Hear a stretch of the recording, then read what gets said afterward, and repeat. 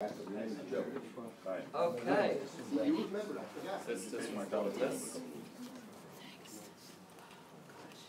Okay, so let us begin. I want to just first of all thank our sponsors, to thank Yonah Hammond, who's sponsoring the Nishmas, his father, whose yours will be this Thursday, Abba ben Yonah, Alimu Ilin Nishmasoi. Also, we're going to be learning the Refuah Asher ben Leah and Dina Rachel Bas Rivka Chai Zissel, sponsored anonymously in the schus of their Refuah, and also the Nishmas Moshe Eliyahu ben Tzvi Shalom, upcoming yard site. So let's start with a topic which is one of my favorites of all time, and this is the topic of alone together.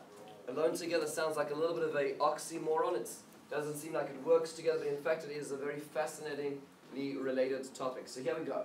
Alone together. If you want to unpack this topic a little bit, actually the word alone together is in fact the name of a book.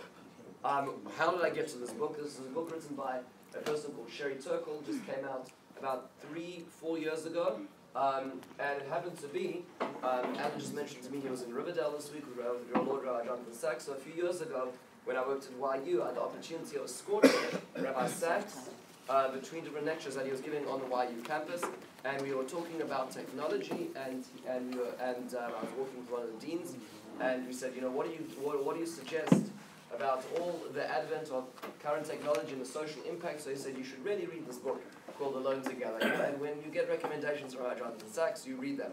So this is a book that he recommended, and I thought it was a very fascinating book. Just to give a little bit of background, who is Sherry Turkle? So she is a researcher for the last 30 years, has spent a lot of time she's an MIT professor who does a lot of work in the last 30 years. She's released about 3 or 4 books over the last 3 decades about the impact of technology on the social fabric of society.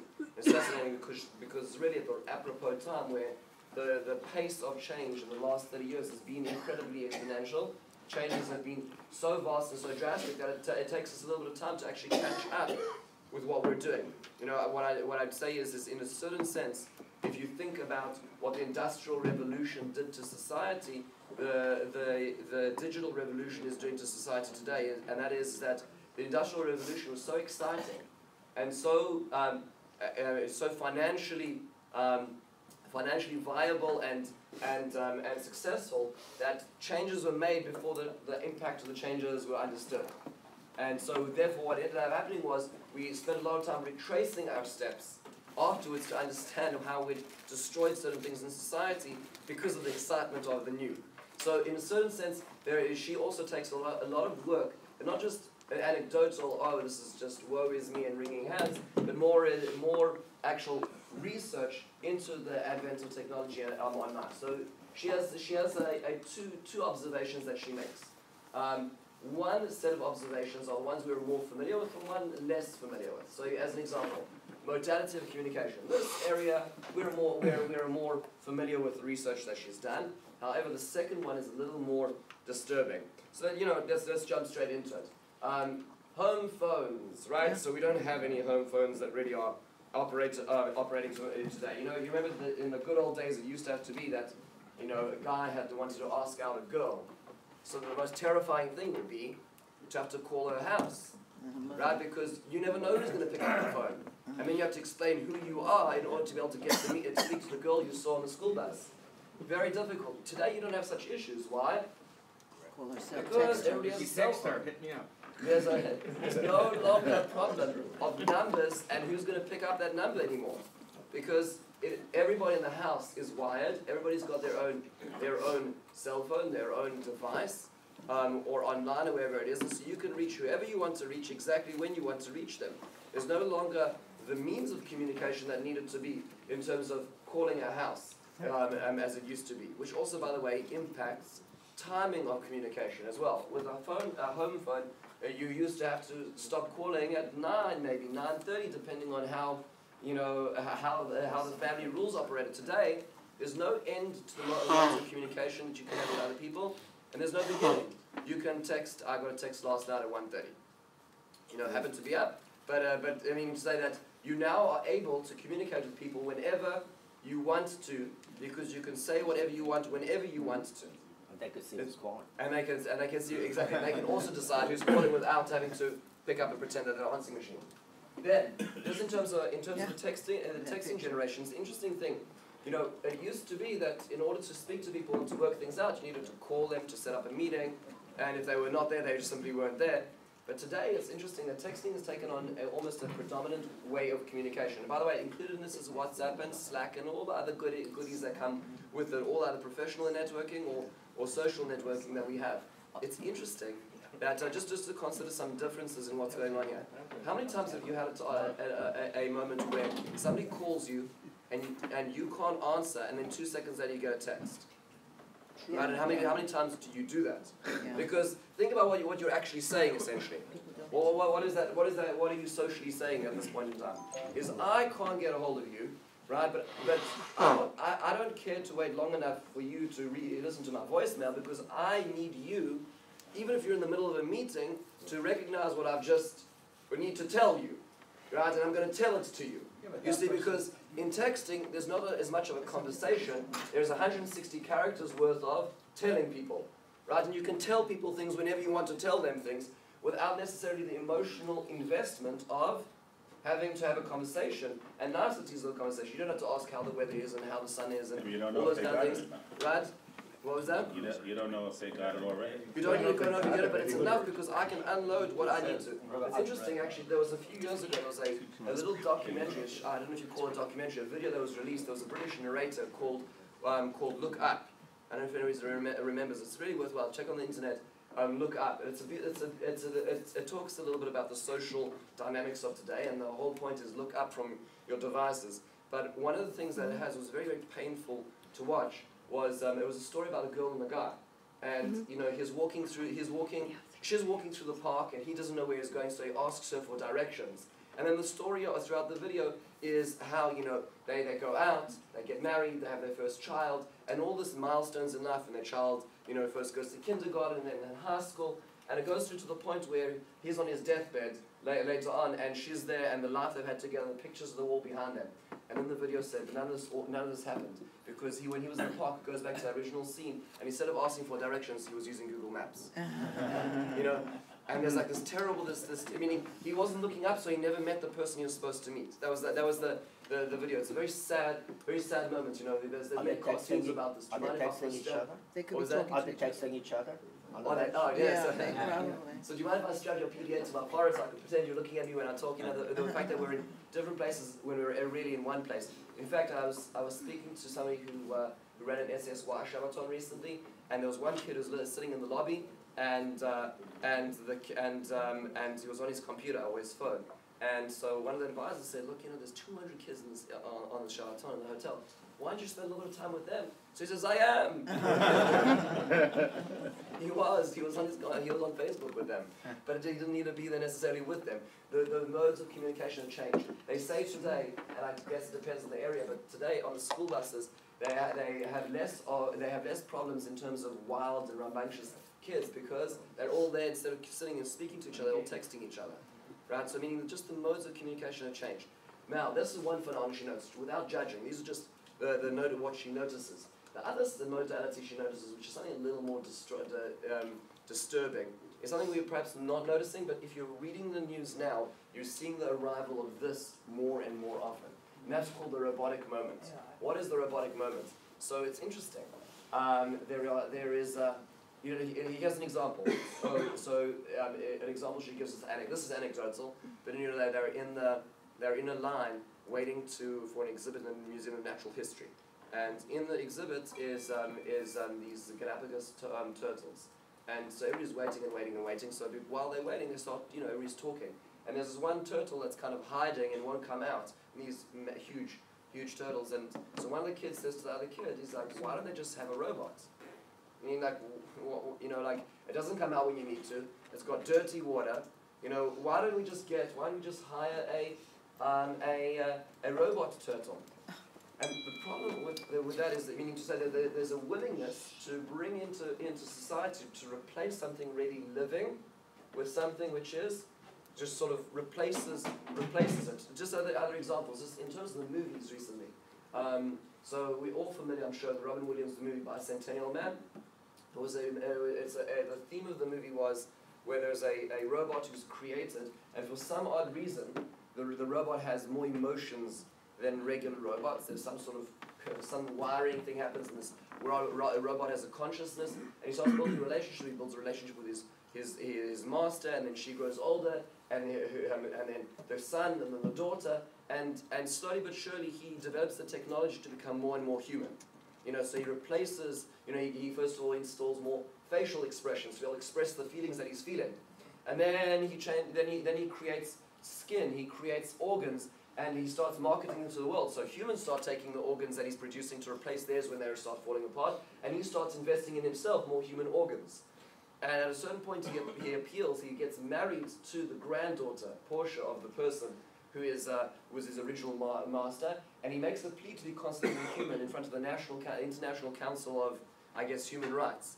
And they say to him, it's unfair because you don't deteriorate. So what he does is he does a blood transfusion, and he puts blood into his circuitry so that he slowly will deteriorate, right? And so at the end of the day, the story at the end of the movie is that the bicentennial man lives for 200 years. At the end of the movie, he deteriorates to such a point. It's funny, he says to the person who's doing the operation on him, he says, do you know how long I'll have, doctor? And he says, I'm sorry, in humanity you just don't. Unfortunately, meaning, and so he finally deteriorates, and at the end he's granted humanity. He's granted being a human because he's got enough, meaning what's the difference between him who has all these human organs and the humans that he's been creating organs for, right? And the investigation is where is the parameter of humanity? Similarly, 2 years ago, a movie came out called Her. Her is, by the way, this is like right now. So Her is about an operating system on a new system of computers, and the operating system is called Samantha. And there's this very lonely man who's just lost a relationship with a girlfriend or wife, and he engages in a relationship, and he really is attracted to Samantha. Samantha's personality, her view of life, and it's his want to have a relationship with his computer. And the sadness at the end is that he finds out afterwards that Samantha's actually having a relationship with 273 other users. But to her that doesn't matter, because to her she can engage and keep a sustained relationship with many, many men, because it doesn't matter, because she's a computer. And it's a very sad investigation of where we are today, just to make it more real. Right now they're producing animals. Japan is a large exporter of animals for the elderly, for the geriatrics, meaning to say you can plug in like seals or dogs, right? And they have the reaction ability of 200 different emotions, and they react to you. So meaning to say, if you're in a sad mood, they come and nuzzle up with you, and if you pet them, they get happier. And a lot of sophisticated technology, and they're being used and employed now in older age homes, and also for the lonely, as these kind of pets which are robotic. And the best selling point is you don't need to take them for a walk. Yeah. You just plug them in overnight. They don't make a mess on the kitchen floor. You don't need to feed them too much. Just plug them in, recharge them, and everything's fine in the morning. And in fact, just so you should be aware, there is, of course, if you're reading the news, unfortunately, today, it's not just the pets, folks. It's not just the pets. It's the relationships too. There's a large percentage of people who have been polled, who will be willing to actually have a relationship, a physical relationship, with a non-human, with a robot. And in fact, it's interesting, when Sherry Turkle was asked to review a recent book by one of the latest robotic engineers in this field, he wrote a book about sexual relationships with robots, which is, by the way, the next big thing which is coming out now. Unfortunately, it's not, we don't have to make this up. She was asked to review this book and she refused to, and she was called a sexist by the reporter from Scientific American. Why? Because she was going to discriminate against the fact that robots could also have a relationship. This is where we're going. This is where we're going, ladies and gentlemen, because, in the end of the day, listen, this is what she says about these two movements. What was that? That's what's happening in the world right now. And by the way, it's coming faster and faster. Listen to her two responses to this. She looks at puts these two things together, and there's an underlying principle between the two of them. Listen to what she says. Part one, the robotic movement moves from the sociable, let me just see if I can get the actual text here so it's easy for me to read. There we go. It says the robotic movement moves from the sociable robots in children's playrooms to the more advanced ones in the laboratory, to those being developed and deployed for the elder care. As the robots become more complex, the intensity of our relationships to them ramps up. I begin my story with a kind of prehistory, going back to the late 1970s or early 1980s, and the introduction of the first animated interactive computer toys into children's lives. It was a time of curiosity about the nature of these new machines. These first computational objects of the playroom provoked a change in the children's way of sorting out the questions of aliveness. Decisions about whether something was alive or no longer could turn on, or how something moved. Decisions about whether something was alive would no longer turn on how something moved, but what it knew. Physics gave way to psychology. This set the stage for the late 1990s. The ground would shift again as the children met sociable robots they asked to care for. These are Tamagotchis, if you remember getting these to our kids. Unlike traditional dolls, the robots wouldn't thrive without attention, and they let you know how they were doing. But even the most primitive of these objects, Tamagotchis and Furbies, made children's evaluation of aliveness less about cognition and more about the object's seeming potential for mutual affection. If something asks you for your care, you don't analyze it, but take an interface value, it becomes alive enough for a relationship. And with this, the heightened expectations begin. Now for adults, and children, robots are not seen as machines but as creatures. And then for people, the quotation marks are dropped. Curiosity gives way to desire desire to care, to nurture. From there, we look towards companionship and more. For example, when sociable robots are giving to the elderly, it is the suggestion that robots will cure their troubles of the time of their life. We go from curiosity to social communion. In company of the robotic, people are alone, yet feel together. I think we skipped, I apologize. The next part she talks about is networked. And basically what she says is the following, is that her movement is the following, is that when it comes to our communications, communications are becoming more self-centered.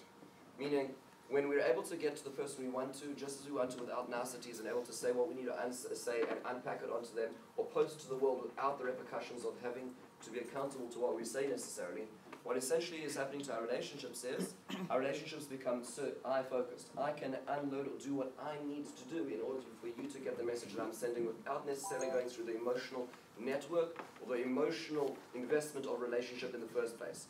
The same thing happened, by the way, when phones were created. 100 years ago, or made commercial, people said, well, it's not fair, because now you can just call a house without having to knock on the door and relate to people. What her argument is the same thing is happening with the robotic movement, is that no longer do you have to have a relationship with a pet or with another human, where now you have to take them for a walk, or the pet dies in 13 minutes, or whatever else happens, because now I can get what I need out of the relationship just as I need it. I can make my own relationship the way I want it. And she underlines that both things are related to each other. Her concluding words are, in a certain sense, she says, in intimacy, new solitude, and in solitude, new intimacies. Right? Some of it states to permit robotic marriage. Yeah, well, it is going to happen. We're not far away from it. But listen to the words she says again, carefully. In intimacy, new solitudes. The way we relate to people, we're more alone. And in solitude, in our aloneness, new intimacies. We invite into our solitude different relationships which are not human, which give us just what we want. You know, one of the reasons when people are told, would they replace their boyfriend with a robot, many of them say, yeah, well, he won't lie, he won't cheat on me, he'll take out the garbage without arguing. Meaning to say, he'll give me for me in the relationship the things I want in the relationship without having to have other parts of the relationship. So into this, the question, what I'd like to do is... children? Well, there's ways around that. What I'd like to do is to investigate this from the Torah perspective. You know, unfortunately, it sounds a little disturbing, but folks, I've noticed in the last 2 years, there are more articles about this in the last 2 years than there were beforehand. I've just noticed. Maybe it's because I read this book, but there are very disturbing articles coming out on this all the time right now. So one of the things that what she's arguing is what's lacking essentially today. Essentially, well, what is the underlying principle in both of them? What's missing? Is the willingness to invest. Let's take an interesting look at the Torah perspective over here.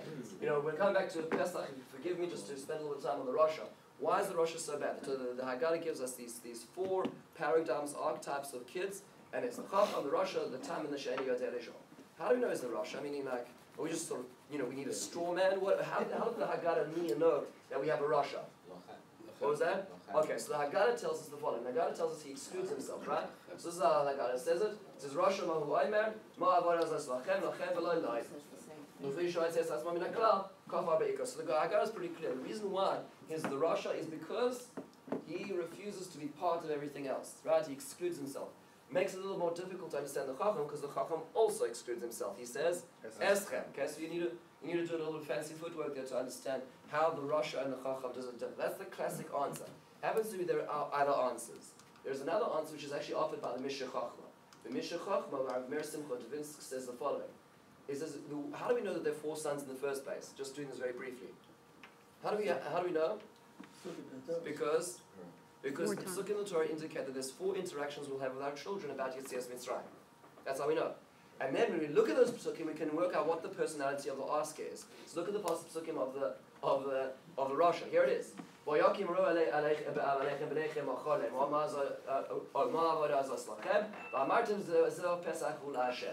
Okay, so your children will say to you, what is this Avodah to you? And then you'll give them the answer. Notice, by the way, we don't give his answer to him in the Haggadah. Right. We give his answer to the Sheni Yodei Lishon. Okay, just to be fair, what happened in the Haggadah there? Food for further thought. Right, that's what we say to the Sheni Yodei Lishon. Why do we change answers? But how do you see over here the problem? Shalom? What's the issue? How do you know it's the Rasha from his question? Because he is talking about others. He's not talking about himself. Okay, but you're going back to excluding. That's what Haggadah says. There's something even more strong in the words itself that's showing that he is the Rasha in his statement. It's not it's Yom Ru, not He's not asking. He's not asking.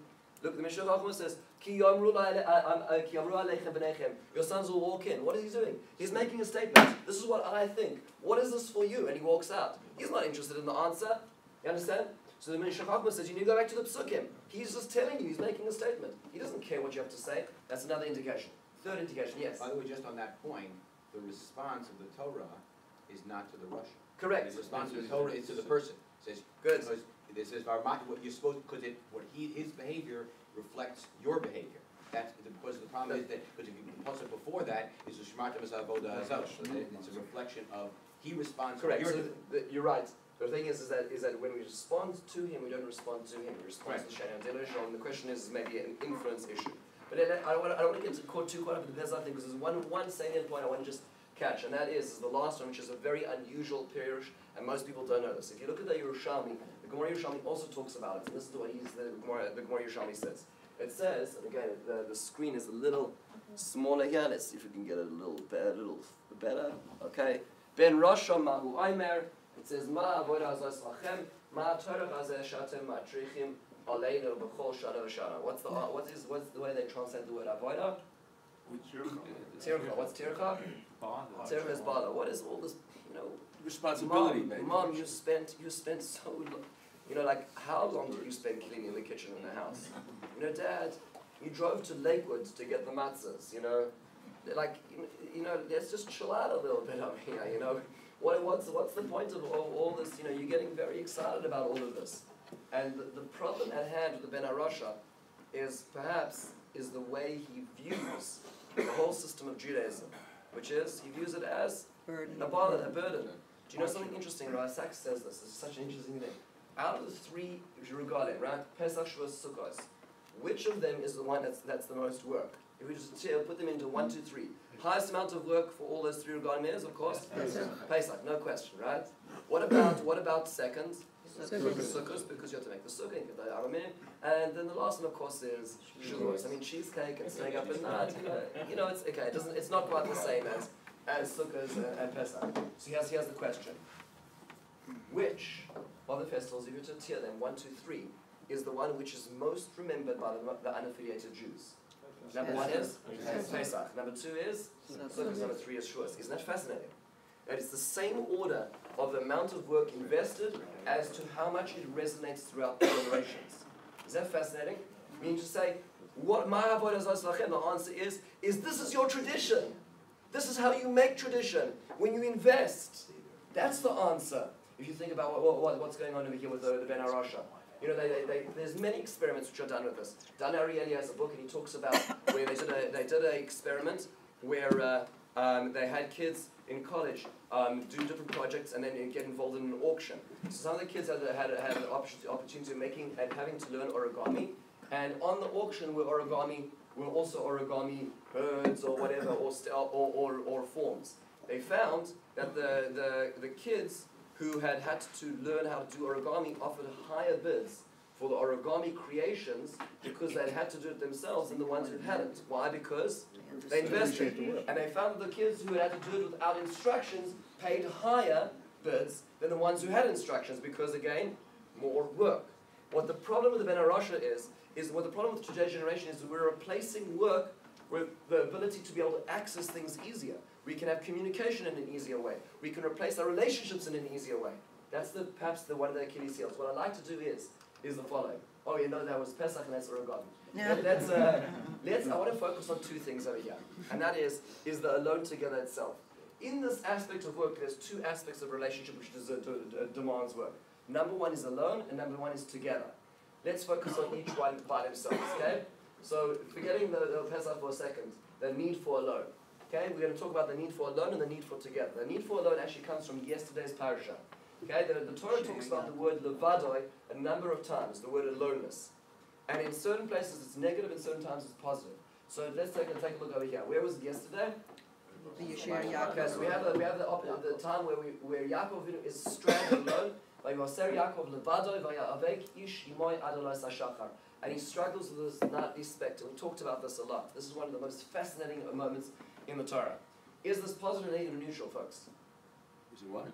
Positive, negative, or neutral? Based on the rabbi's speech yesterday, it was positive. Okay, so based on yesterday, it was positive. Very good. You're not supposed to be listening and remembering. Take a few days in a row. So, in general, most of the Mepharshim actually say negative. In fact, the Das Zakeni Balatosis say that the reason why, this is fascinating, the reason why we don't eat the Ba'ikir Anasha is to remember that the reason why Yaakov was attacked was because he was alone. He was abandoned by his family for that moment, and that was when he was susceptible. And so therefore he says, practical outcome in halacha is, every time we eat the Gidan Asher, remember that you can't leave people alone. He says, think about that. Don't abandon family. That's what the Das Genim says, and he underlines that. Make sure to keep people company. Yes. Gemara brings in Shadim. The Shadim each time talks about never letting someone yes, walk by alone. Absolutely. And there's also when it comes to Psachim, Kuvav, all the discussions over there about Shadim, going in to Churva and Brachos. There's so many cases where it talks about being alone. Egla Rufa, La Yodenu La Shavchu, as Adam Hazeh. Right. So there's so many moments where we talk about aloneness being a negative. However, listen to this Midrash over here, this Midrash Rabbah. The Midrash Rabbah takes it in a different direction. Rabbi Midrash says the following: Rabbi Berechi b'Shem Rabbi Simon Omar Ein Kokel Umi Kokel Yishrut. Who is like Hashem? Yisrael Savo. Yisrael Ma Kodesh Baruch Hu Kosu Boy by Niskav Hashem Levadoi. That in Yeshaya it says that Hashem is left alone. Av Yaakov Vayivoser Yaakov Levadoi. Yaakov himself is also left alone. So what's the Midrash saying essentially? There's virtue in it. There's a virtue, which is not just any virtue, it's a godlike virtue to be alone. There's something that Yaakov is doing now, which is godlike. Right? This is turned into a song, of course. I think it's the Karlebach tune, puts these two sections together. Together, based on this medrash, that there's a beauty there's almost a godlike aspect of being alone. And you think to yourselves, well, okay, Hashem was alone before he created the world. Hashem is alone because he decides to be alone, but how is a human meant to be like God by being alone? Right? I mean, aren't we social creatures? Aren't we supposed to have relationships? What is the aloneness that the Midrash seems to be focusing on? But isn't like gracious, right? Good, so we're going to get to the gracious part where it says not good to be alone. Right, so what is the aloneness? It's not either or. There's a time for solitude, reflection. There has to be a time for each. There has to be a time for each. Let's appreciate this. Let's appreciate this. So what I want to do is to follow actually into the words of Pirkei Avos, and we're working into the ideology of the Das Torah of Rav Yerucham Levovitz. And this piece is actually on Parshas Vayishlach. This idea is so profound that it is so worth learning. If anybody wants to learn it afterwards, I'd be happy to learn it b'chevrosa, just to learn the whole piece through. It is such a profound piece. It is a life-changing piece in where he describes this section of Torah. 2 pages long. He says the following. He goes to Pirkei Avos. The Mishnah in Pirkei Avos says, the famous Ezehus, right? Who's a strong person? Who's a rich person? Who's an honored person? And it all answers, counterintuitively in the following sense. So let's take an example. Ezehu Chacham, Ben Zoma would say, Ezehu Chacham alomet mikol adam, a person who's able to learn from every person. Shenema mikol melamdai hiskalti, from all those who taught me I became wise. Ezehu Gibor HaKovesh Es Yitzra, a person who is strong, a person who's able to control their inclinations. Shenema Toiv Erech Apayim mi Gibor u'Moshel Beruchai mi Loikeit Ir. Okay, a person is better to be slow of anger than to be controlling a city. Ezehu Ashir HaSameach Bechelkai. Who's a happy person who is happy with his portion, who's a rich person, someone who's happy with his portion. You know, the problem with the language in this Mishnah is it's really intellectually dishonest if you think about it for a second. If you want to analyze this very carefully, Maharal asks this, is look, I get it, okay? There's a virtue to being a Gibor who's Kovesh Es Yisrael. I really do credit that. And that is also strong. But what does the word Ezehu mean?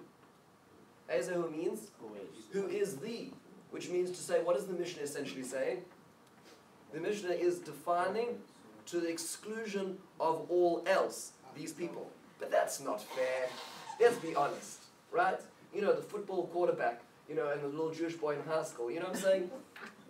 He's definitely strong, right?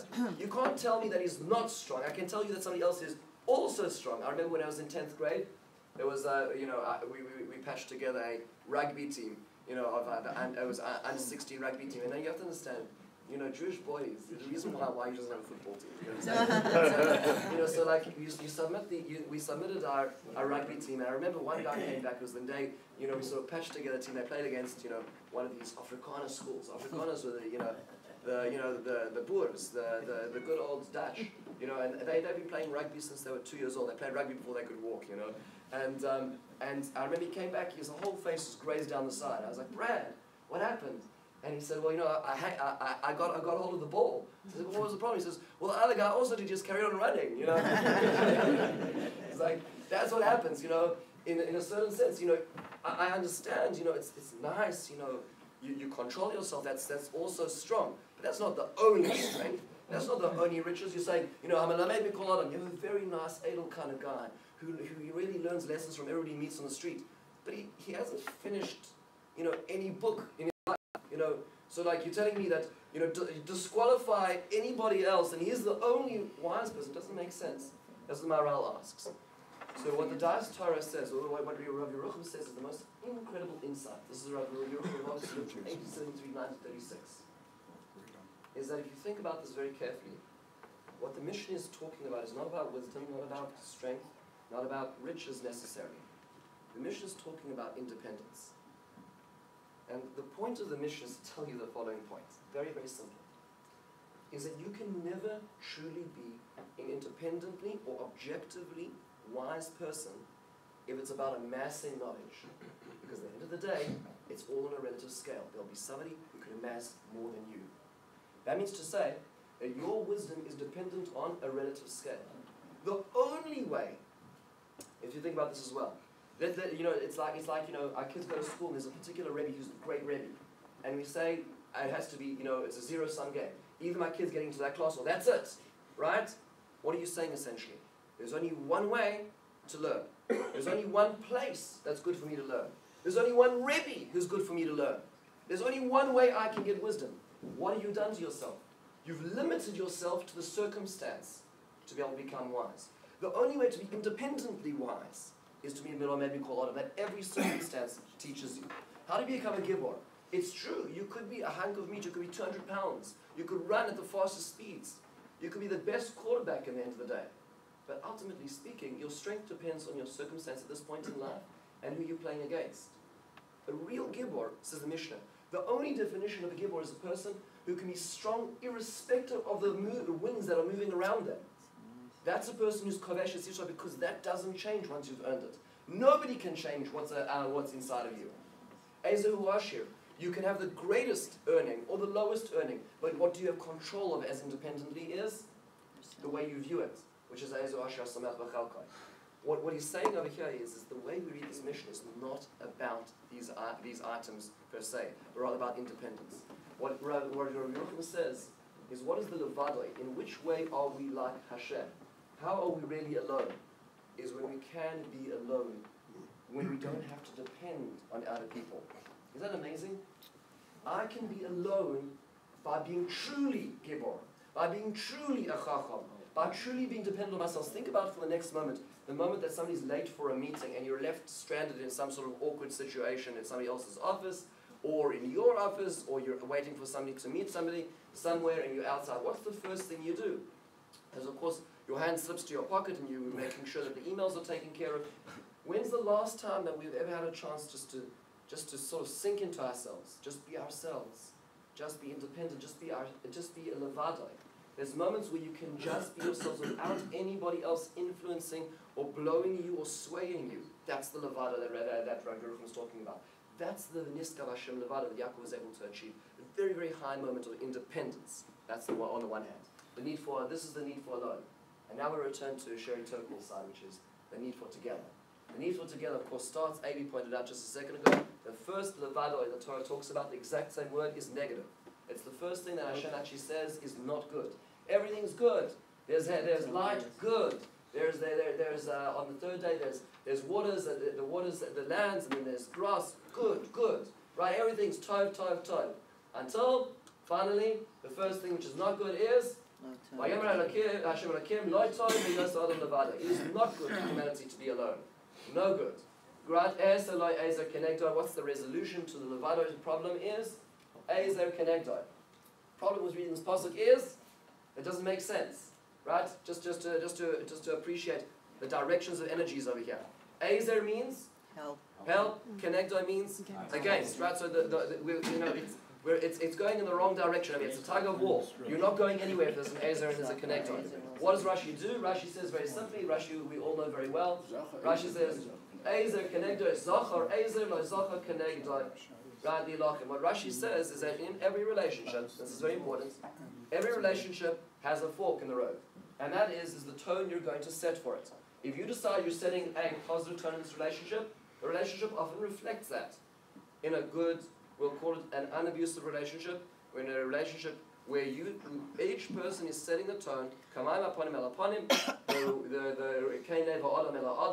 your heart is reflected in the way you relate to other people, and it isn't just what you say, it's the way you act. Stephen Covey's famous quote is, I can't hear what you're saying because your actions are shouting too loud. Right? Meaning to say, the way you're dealing with the other person is going to ultimately set the tone of that relationship. Zachar Ezer, if you want to walk into a relationship and you want it to be a positive, supportive relationship, put that in. Zachar, make it work. If you don't want that, or if you decide it's not important enough to you, then it's going to be Kenegdoi.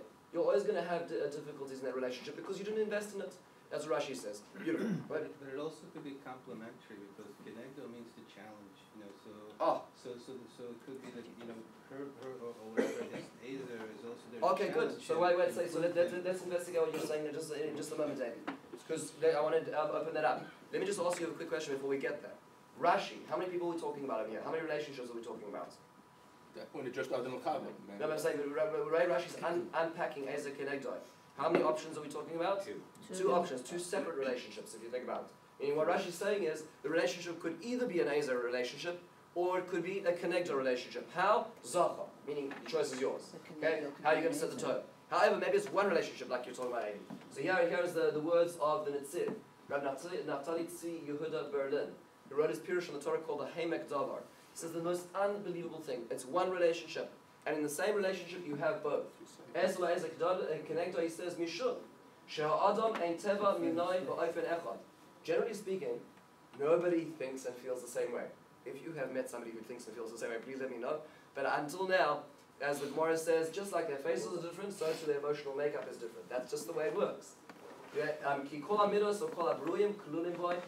Being as a human is a composite being of all these actions, therefore it's going to be complex.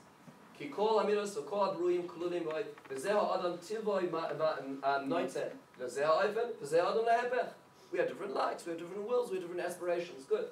Okay, yesh la'asos la'ezer, sheyah isha, ru'uya l'chol oifen sheyeh ba'ish, b'anu kenegdoi. Ve'eich shehu nitzrach la'ezer tamidi lefi k'da tchunasai. So he says the following, and he goes on to explain it further on in his Pirush on the Harachem Dov at the bottom, but he says the following, in the way I'll translate it, which is, imagine you have a guy who's kind of like a laid-back kind of guy, he's never made a meeting on time in his life. Shachris is, he's never seen anything before Volitzion Goyal, if you know what I'm saying. And, that's kind of the way he's lived life. And now he meets Miss Perfect. The problem with Miss Perfect is, she speaks the same language, right? So what's going to happen? They're going to get married, they're never going to get anywhere in life.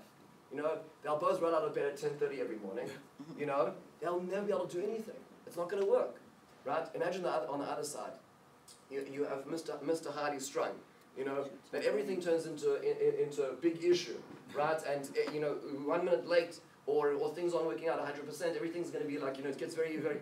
And then he marries Miss Perfect. The problem is Miss Perfect is more highly strung than he is.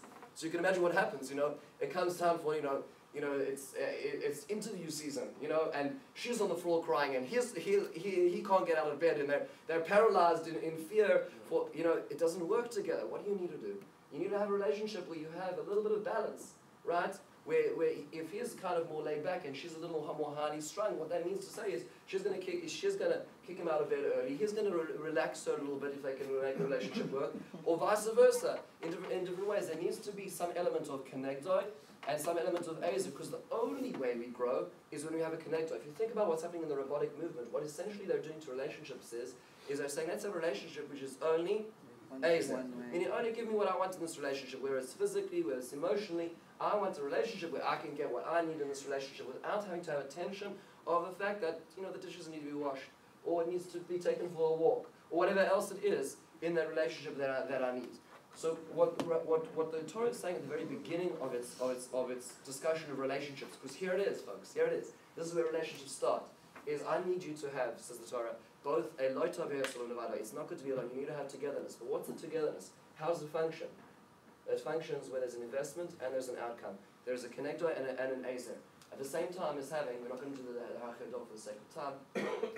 Also, the interdependence is the new word. The interdependendence, exactly. Opposed to dependence. An example of such as Reish Lakish, Rabbi Yochanan, just very briefly, in the Gemara about Messiah. Reish Lakish, what happens is that Reish Lakish is the Chevrus of Rabbi Yochanan. Reish Lakish dies. Rabbi Yochanan is in a terrible state of mourning. What ends up happening is Rabbi Yochanan looks for a new Chevrus. He finds a new Chevrus. And he gets terribly depressed because he says, when I spoke to Reish Lakish, he gave me 24 problems. When I speak to this new Chavrusa, he gives me 24, he's a yes man, he gives me 24 solutions. And Yochanan actually prayed to die. Right? The point is that you can't have a relationship which is a yes relationship. We know that those relationships don't work. If somebody's just telling you yes all the time because they don't really care enough to be able to actually put that tension in to perfect us. So when we come back to the general picture over here, we discussed a little bit of the Alone Together. We talked about the problems that are moving in today's society of the Alone Together book. We talked a little bit about the work necessary for those relationships, the need for alone and the need for together, and the Torah's perspective on both the Levada of Loitov and the Yevais of Yaakov Levada. So hopefully this is just the beginning of a greatest of really fascinating discussion on this topic.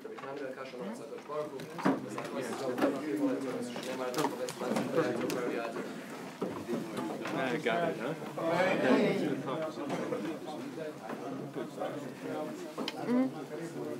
Amen, Yehi